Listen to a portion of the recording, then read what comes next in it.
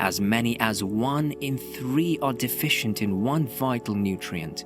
This hidden shortfall impacts lives, communities, societies. Unseen, often ignored, yet crucial to our well-being. What is this missing link in our health? The answer may be simpler and more profound than we ever imagined. About 6 years ago, I was sitting in my basement working my computer, and I started to notice a little bit of twitching into my calf muscle. Didn't think anything of it. I was training for a race at the time, so I thought it's just part and parcel. But as the days ensued, I got more twitching throughout the rest of my body and the rest of my muscles.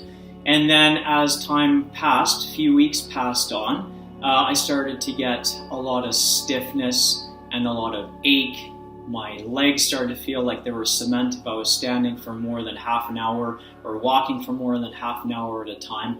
And obviously this started to become rather concerning. I also started to notice that I was getting a lot more fatigue, some dizziness or lightheadedness. By the end of the day, I was just absolutely beat. I'd go to sleep early, wake up the next morning, achy, tired, felt like I had run a marathon the day before. Even grabbing a jug of milk from the refrigerator was rather tough. My experience, I tended to be fatigued or tired just for no reason. So I would sleep the normal amount, 8 hours, and sometimes even more. And obviously being fatigued, it just makes you want more sleep.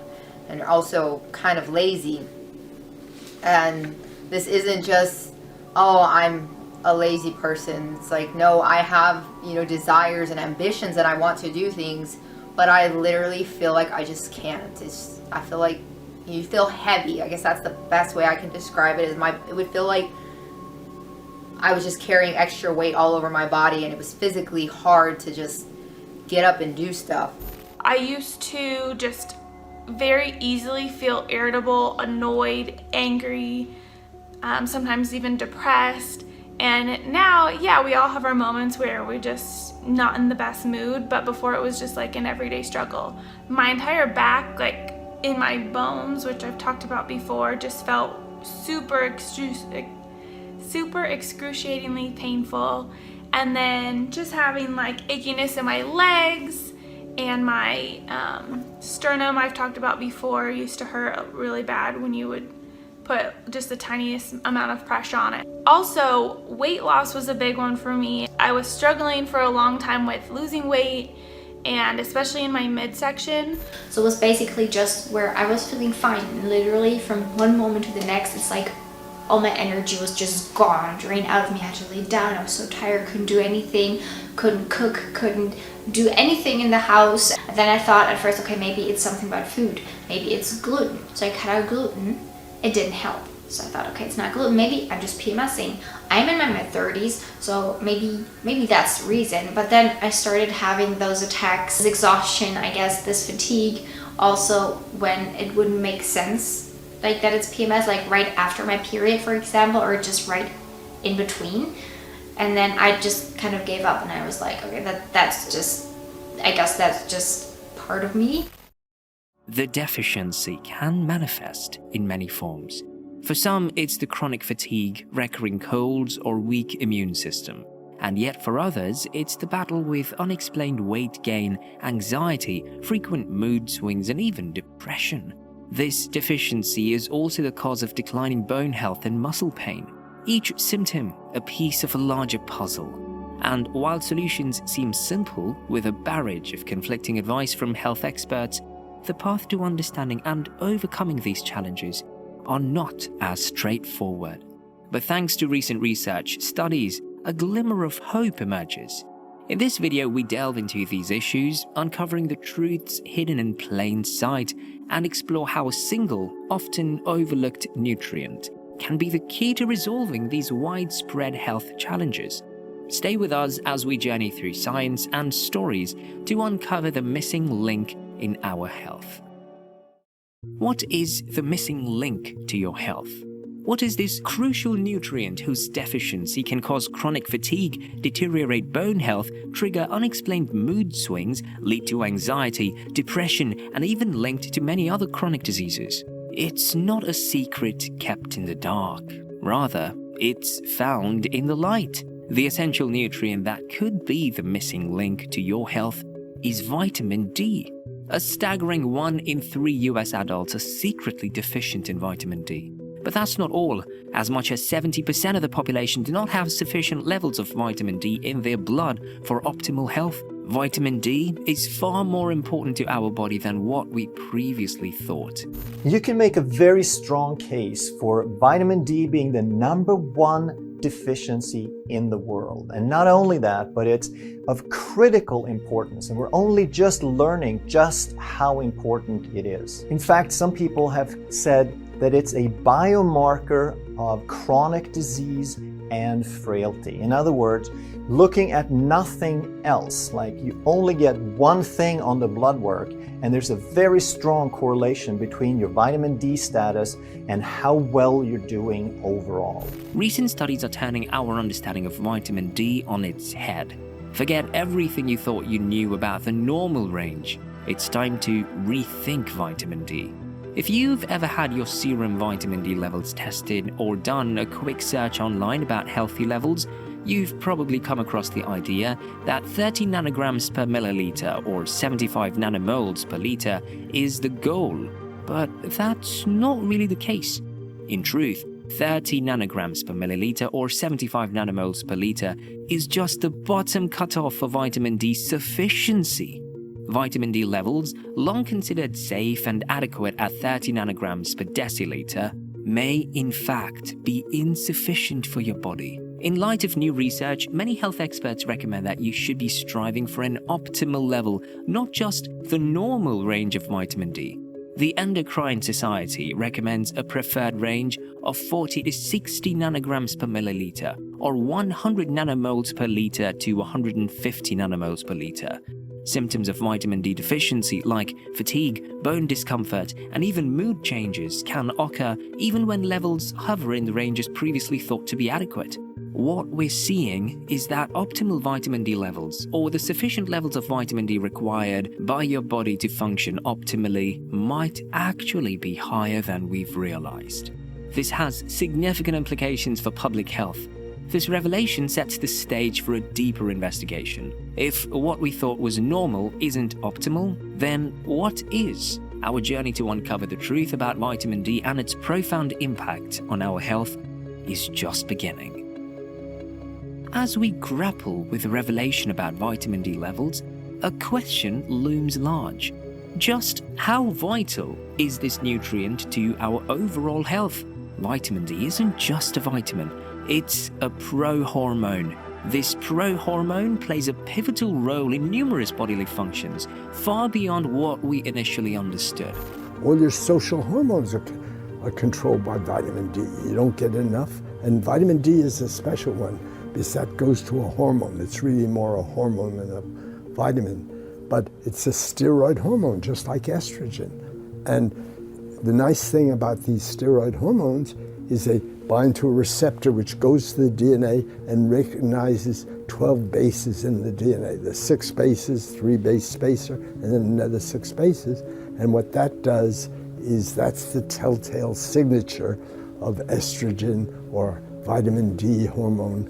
So you look at all the vitamins and minerals, just one after another. Some appreciable percentage of the population is really deficient. And nobody seems to care.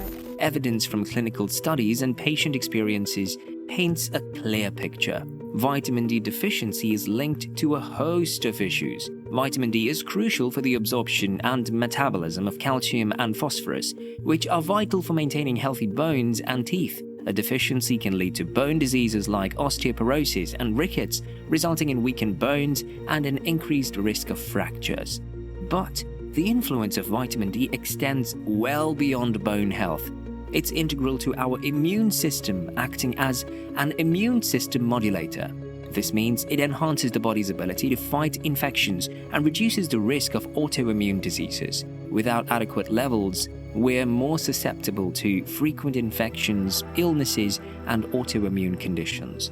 Vitamin D also plays a role in muscle function. Low levels can lead to muscle weakness and pain, and constant fatigue significantly affecting physical performance and daily activities. Moreover, vitamin D has a profound impact on mental health. It's involved in regulating mood and warding off depression. Deficiency is often linked to mood swings, depression, and anxiety. Without enough vitamin D, our mental health can suffer significantly. Cardiovascular health is also influenced by vitamin D. It helps regulate blood pressure, and its deficiency is linked to an increased risk of cardiovascular diseases. In fact, vitamin D receptors are found in nearly every cell, influencing over 200 genes. Its deficiency can be a silent contributor to countless health issues, often misdiagnosed or overlooked. The evidence is clear. Vitamin D is not just beneficial, it's essential. Ensuring optimal levels of this vital nutrient is key to preserving our health and preventing a spectrum of chronic conditions. The impact of vitamin D deficiency is far-reaching, affecting almost every aspect of our health and quality of life.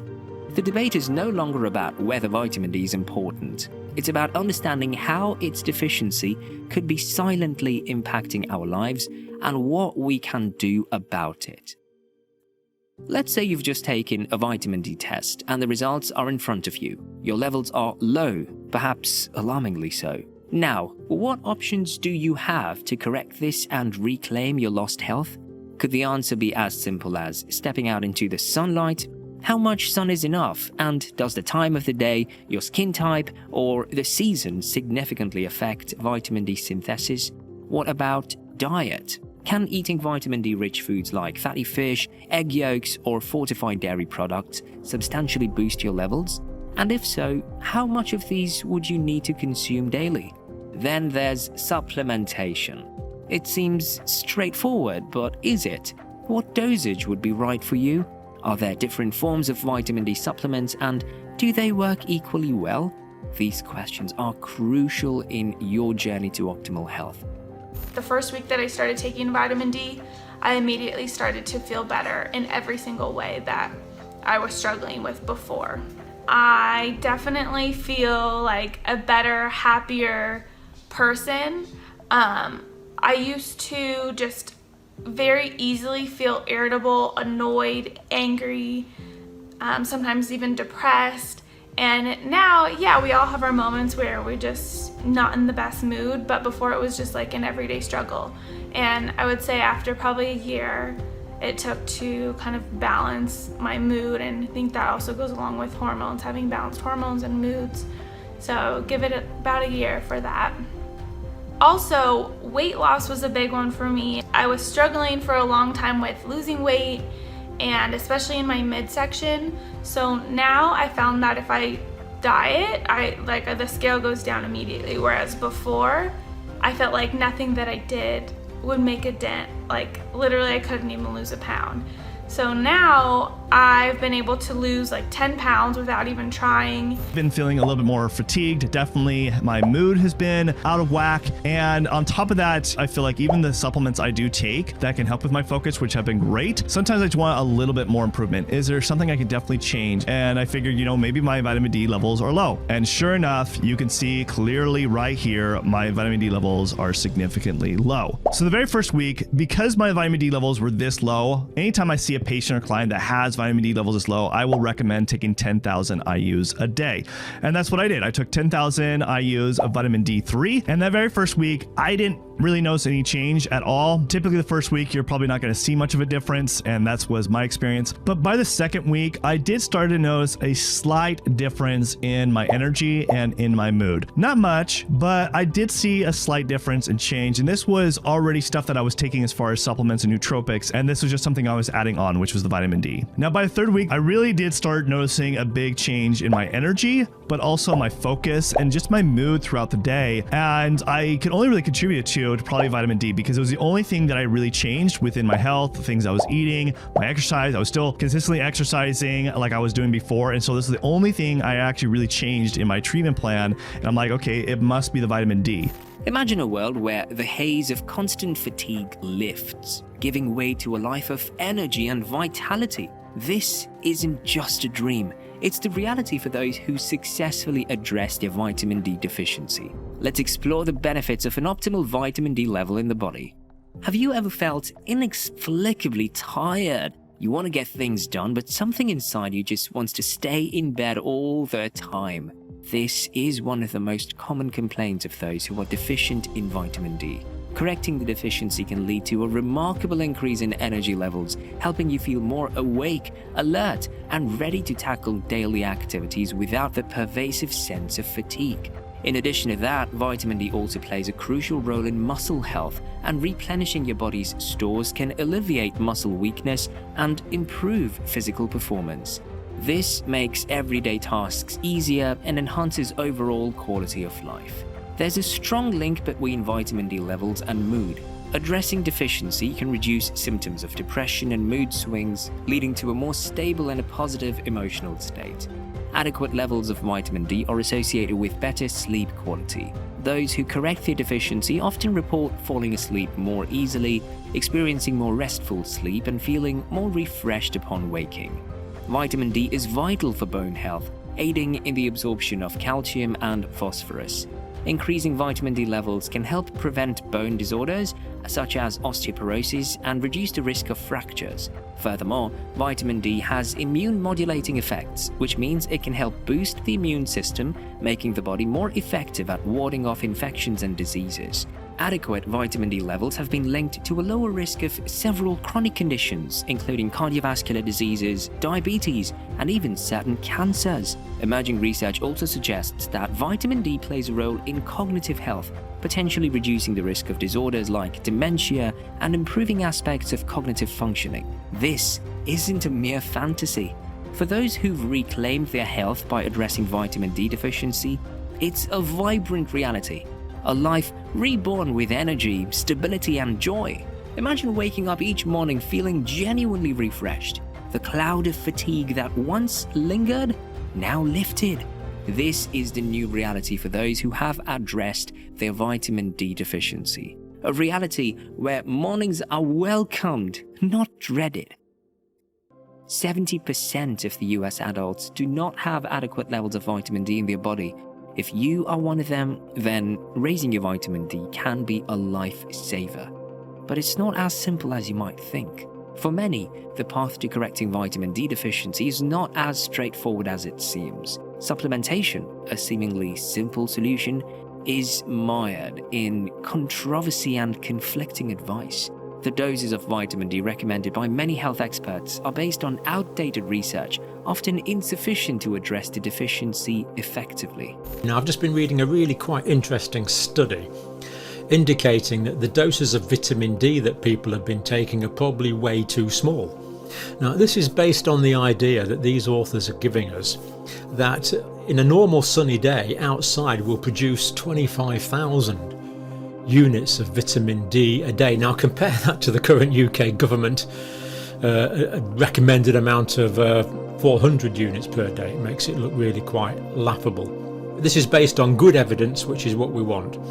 We have these medical researchers doing this research. We're supposed to be evidence-based, and yet are we evidence-based? Well, I'll leave you to answer that question. Are we evidence-based? Are we fully up to date? Perhaps certain areas could do with updating in national policies. Amidst this, a deep-rooted fear of vitamin D toxicity persists. Some experts caution against higher doses, complicating the narrative. This conflict between old beliefs and new research creates a dilemma. Who should the public trust? What information should they follow? The consequence is confusion among the masses. Many who seek to remedy their vitamin D deficiency find themselves lost in a maze of contradictory advice. One looming threat is the spectre of vitamin D toxicity. The question arises, can too much of a good thing be harmful? Among the risks associated with excessive vitamin D intake is hypercalcemia, the buildup of calcium in the blood. This condition can lead to serious health issues, including calcification of blood vessels and organs. In severe cases, vitamin D toxicity can lead to kidney stones, kidney failure, and irregular heartbeat. The fear of toxicity creates a dilemma. how does one balance the need for adequate vitamin D with the risk of taking too much or overdosing on vitamin D? On the flip side, the extremely low doses of vitamin D recommended by some experts and guidelines aren't likely to fix the deficiency. These minimal dosages, often rooted in outdated research, are increasingly questioned. Can such low levels effectively combat deficiency and bring about the desired health benefits? The fear of toxicity and the skepticism around low-dose effectiveness create a double-edged sword, leaving many in a state of indecision. The current recommended intake of vitamin D stays at 400 to 800 IU per day or 10 to 20 micrograms per day depending on your age. These commonly recommended daily intake of vitamin D is not sufficient if sunlight exposure is limited. And if you're facing a severe vitamin deficiency, 400 to 800 IU per day is not likely to have any beneficial effect on your health. In many cases, vitamin D supplements at recommended doses fail to significantly raise blood levels of the nutrient or improve health outcomes as expected. One thing I want to talk about is the duration of how long to take vitamin D, as well as the dosage. There's a lot of confusion. Most people are taking between 600 IUs to 1,000 IUs, sometimes 2,000 IUs, and they think that that's enough. One thing you need to realize is that about 75% of the population on planet Earth are deficient in vitamin D. And vitamin D is so important. In fact, it's the most important fat-soluble vitamin, especially for the immune system. Based on some pretty credible studies, which I'm going to list down below, and I only listed 3, I'm going to give you quite a few of them. In the first study, the group took 1,000 to 2,000 IUs of vitamin D once to twice per week for 1 month and did not increase their vitamin D levels at all. Second study took 1,000 to 2,000 IUs, and it took 4 months to elevate their vitamin D. And in the third study, it took 3 months to achieve just the normal level of vitamin D by taking 1,600 IUs of vitamin D. And I just had a call from a lady on my live show who was taking 50,000 IUs of vitamin D for weeks, and it did not even increase her levels. So the question is, how can you be that deficient if you're taking so much vitamin D? The first thing to know is that it takes a lot longer than you think to fix a vitamin D deficiency. It could take months. The second thing to know is that there are various things that prevent the absorption of vitamin D. One is your gut. If your gut has damage, you're not going to be able to absorb vitamin D too well. Also, your age greatly influences your ability to absorb vitamin D, not just from dietary sources, but from the sun. The color of your skin also influences your ability to absorb vitamin D. In other words, if the skin is darker, it could take 3 times as much sun to penetrate the skin. And then there's a topic of how much fat you have. The more subcutaneous fat you have in your body, the less you're going to absorb vitamin D. And then there's exposure to the sun. If you're going out in the sun and you're only exposing your hands and your face to the sun, you're only exposing 5% of your body to the sun, which it would take you hours and hours and hours to even achieve a small amount of vitamin D.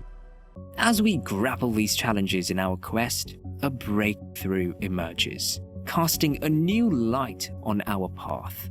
A recent article published in Mayo Clinic argues that vitamin D is not as toxic as was once thought. The article states that the evidence is clear that vitamin toxicity is one of the rarest medical conditions and is typically due to intentional or inadvertent intake of extremely high doses of vitamin D, usually in the range of more than 50,000 to 100,000 IU per day for months to years. The fear of vitamin D toxicity at doses below 10,000 IUs per day may be unfounded. These findings are reshaping the landscape.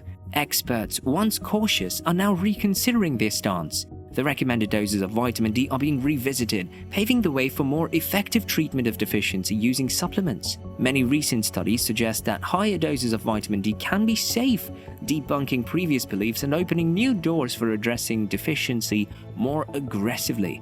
Armed with this new knowledge, doctors and patients alike are embracing a more proactive approach. I want to talk to you about a recent article that came out. It was published by a news agency, so this was not a scientific article that came out. But the headlines were certainly not only thought-provoking, but fear-provoking, and that was that vitamin D could be life-threatening. So, this is something we definitely have to look at. What does this mean? What were they referring to? What the article stated was that taking vitamin D could cause high calcium in your blood, which is called hyper, meaning elevated, calcium. And that is a serious condition, hypercalcemia. It can lead to confusion and disorientation and kidney malfunction and kidney stones and heart rhythm issues. So having too much calcium in your blood is definitely a dangerous thing. But does vitamin D3 cause it? The answer is no. So what the article did not go into was something that we have talked about for years and years and years, which is the importance of balancing vitamin D3 with vitamin K2. And so vitamin D tends to help absorb calcium, but the vitamin K2 tells the calcium where to go. And where do we want calcium? We want calcium in our bones. We don't want it in our arteries. We don't want it in our kidneys to cause kidney stones. So what the research shows is that you can take 10,000 international units, which is definitely in excess of anything I prescribe and most functional medicine doctors prescribe. And you can do this long term and never run into hypercalcemia. This revelation marks a turning point.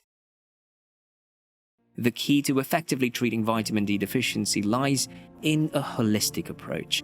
It's not just about supplements. It's about integrating dietary changes, safe sun exposure, and lifestyle adjustments. Now, what are safe, effective doses for patients who can't test or don't have access to testing? Let's get right into that. Safe dosing of vitamin D. You're going to dose with vitamin D3, 5,000 international units or 125 micrograms. You want to buffer that with vitamin K, 1,000 micrograms. It's called MK7.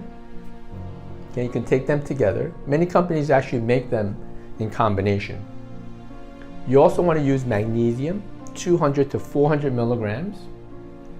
The reason you use magnesium is because magnesium is necessary to convert inactive vitamin D to active vitamin D when needed. So ideally you want to get to 15 to 20 minutes of sunshine because it has other impacts other than vitamin D. And then this is a very safe way of taking vitamin D without worrying about high levels of vitamin D or having impact on calcium levels and so forth. So ideally, you want to check your vitamin D levels. If you want to do high doses of vitamin D, 10,000, 20,000, 30,000 units, definitely get your blood levels checked before doing that. Armed with this new understanding, individuals and families are making informed choices, taking control of their health and embracing a future free from the shadows of deficiency. By taking these steps, we can effectively manage vitamin D levels, paving the way for a life brimming with health and vitality. For those who take the journey to address their vitamin D deficiency, it's a vivid, attainable reality.